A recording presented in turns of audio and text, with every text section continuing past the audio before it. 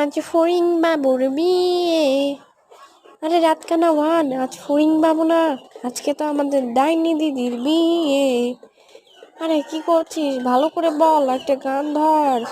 আজ ডাইনি দিদির বিয়ে, টোপর মাথায় না দিয়ে, হা হা হা হা হা।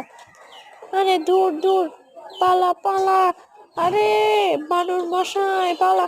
এই আমাদের জামাই বাবু কই গেল রে? এই রাত কানা ওয়ান, তুই আমাকে মারছিস, এই রাত কানা টু তুই আমাকে মারছিস, সে রাত কানা।